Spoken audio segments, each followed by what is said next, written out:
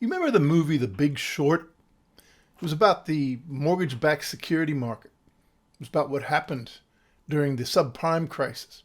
There's a great scene in that movie when Ryan Gosling is explaining to a hedge fund manager that the bond market was like a jenga stack.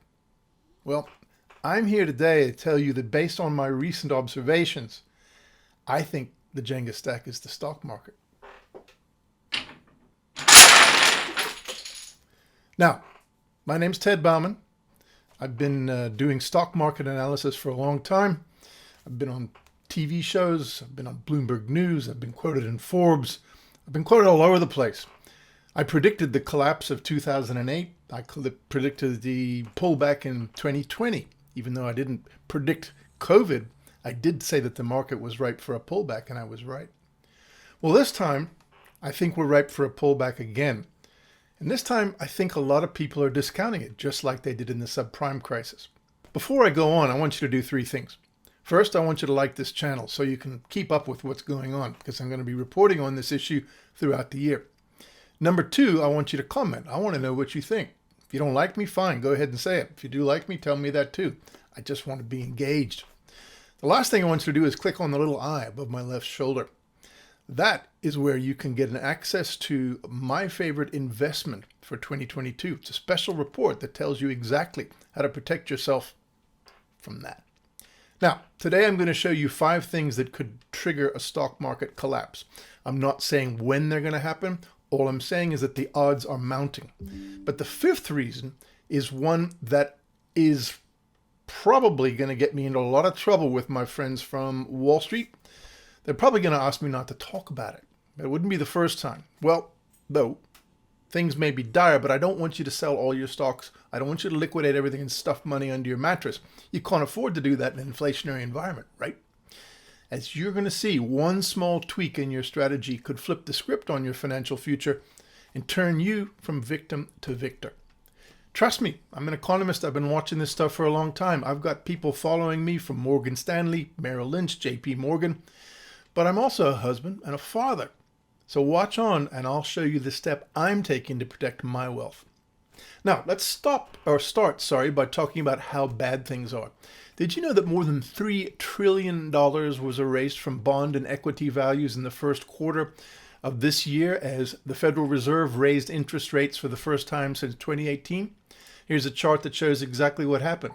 The yellow line shows you the relationship between the current pullback and the last big one we had.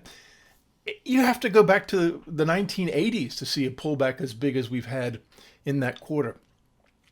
Now, how would you feel if I told you that despite all of that, assets are still overpriced and they still have a lot further to fall? The problem is that the yield on both stocks and bonds is negative for the first time in recent history. When you factor in 8.5% inflation, you're losing money at the index level. Let me explain why. Right now, the S&P 500's earning yield, which is basically the inverse of the price to earnings ratio, it's telling you how much earnings you're getting per dollar that you invest, is only 4.4%. That's one of the lowest it has ever been. So basically the earnings that you're getting from the stock market in relation to the prices that you're paying for stocks, even now, even after the first quarter collapse, is still higher than it's been for a long time. 1 out of every 5 companies in the Russell 3000 is trading at more than 10 times their revenues. That's even worse than the dot-com era. Here, look at the chart, 17.3%. Even if you go back to the dot-com period, it was only 14. So we got a real overvaluation problem here. And on top of that, even after the recent Treasury bond yield hikes, or the Federal Reserve hikes and the associated increase in the Treasury yield, it's still less than half of its historical trend. Now, when you put those two together, let's say that you're an investor who's got 50% in stocks, 50% in bond. Not something I'd recommend, but it works out for the maths. Here's a chart that shows you the way this works. This chart shows the S&P 500 earnings yield plus the 10-year Treasury yield, and it compares it to inflation. It's never been this low relative to inflation. Inflation is higher than the earnings yield that you are getting from the S&P 500 and the potential yield that you'd be getting if you were holding bonds. there's basically nothing you can do if you're just playing at the index level. So the bottom line here is that stocks and bonds are still overpriced despite the pullback in the first quarter. The only thing that's keeping them elevated is the muscle memory from more than a decade of Fed market manipulation. There are still people out there who believe that this is just a temporary glitch, who believe that the Fed's going to ride to the rescue if things get really bad. They still believe that stocks only go up, even despite the results of the last year or so. I'm here to tell you that that's just not the case. Stocks are waiting to be pulled back to a more reasonable level of valuation, and so are bonds. Now, we know that the Fed is tightening dramatically, and it's not going to stop on behalf of the stock market. Here are 5 things that could tip both stock and bond markets into a big crash. Now, after that, I'm going to tell you how you can protect yourself. The first thing is that the Fed causes a hard landing. Everybody talks about the Fed raising interest rates, but doing so in a way that prevents the economy from tipping into recession.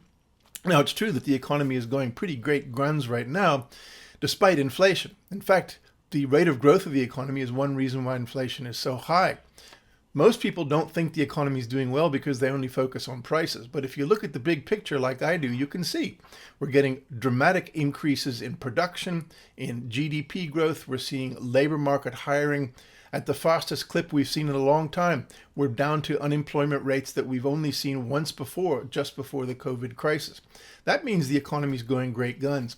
But if the Fed over-tightens, if the economy gets spooked because interest rates are rising, it could go into recession. If it goes into recession, all of a sudden, all bets are off because we haven't seen a real recession, i.e. a recession that wasn't caused by a big crisis like the subprime crisis or COVID for a long, long time. So a lot of investors don't know how to deal with it. And when they find out, they're going to panic and sell.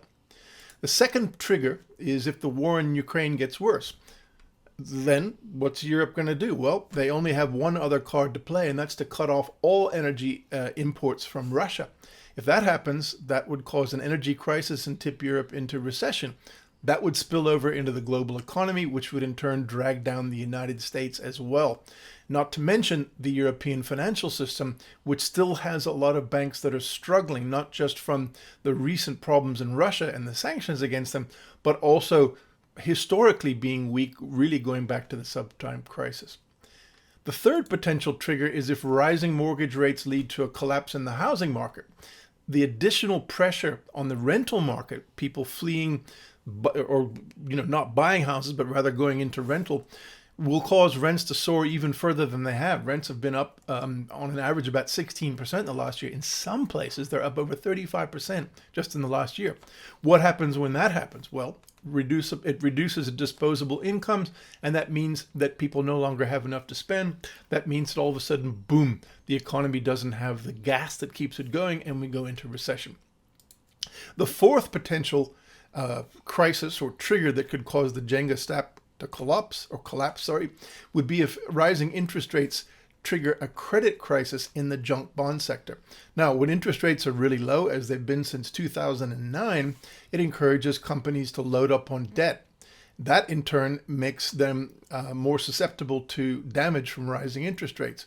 Already, we're seeing signs of stress in the junk bond sector, those companies rated triple B or less, where effectively their repayments on interest are rising at the same time that their potential earnings are going to fall if we go into recession.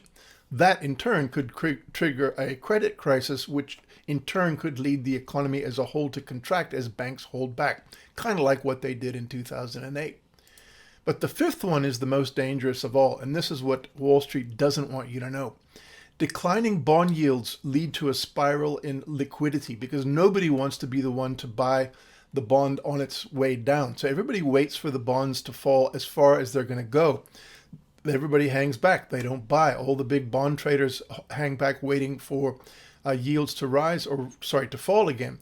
But that in turn becomes a self-fulfilling prophecy, and the Fed is no longer the buyer of last resort. In fact, the Fed is planning to sell its own bonds. All of that could lead to an uncontrollable spike in yields, sending the financial system into a crisis that would make 2008 potentially look like a walk in the park. The big question is, will the Fed ride to the rescue this time, or will it just accept that that is the price of putting the economy back onto a quote-unquote sound footing? Well, maybe the economy would be on a sound footing, at least to go forward, but what about your portfolio? Now remember, the problem here is that there's no safe asset in this scenario. Events like this can cause cross-asset contagion. When the overall system gets stressed like this, there's an evaporation of liquidity from all markets as people try to scramble to dump other assets to raise cash. That means crypto, even gold at the beginning of a crisis, is not a good haven because everybody's selling it to raise cash. So the big question is, if one of these things were to happen, and keep an eye on this channel because I'm going to be keeping an eye on all 5 of these things all year, is to move your money into investments that are going to thrive in this environment. Now, I believe that the safest investments, and I've been saying this for a while, are those companies that have strong balance sheets, strong income, that are recession resistant, and that can protect themselves from this kind of collapse. Not just because they're going to carry on making money even in a recession, but because other investors are going to flee to them as safe assets once they realize what I'm talking about. Now, I've already got a portfolio ready-made for you if this is interesting to you. It's called Endless Income. It's doubled the market's price performance in the last year. In the last 6 months alone, my Endless Income portfolio has outperformed the stock market by a factor of 8. That's right. Your returns in the last 6 months from that portfolio, and this is just prices, this doesn't include dividends, is 800% higher than the stock market. Now, on top of that, the cumulative dividend yield of my portfolio is 7.75%. That's enough to compensate you for inflation. That doesn't even include the increase in prices, which, as I said, has beat the market in the last 6 months by 800%. Now, when you put those two together, you're in a position to beat the market hands down this year. Well, everybody else will be like one of these Jenga pieces. Boom, down. Now, if that sounds like something you'd like to be part of, click on the link below or click on the little iCard up above my left shoulder to access my special report on my favorite investments for 2022, which tells you exactly how to do what I'm doing to protect my wealth and the wealth of those who subscribe to my Bauman Letter. This is Ted Bauman signing off. I'll talk to you again next week.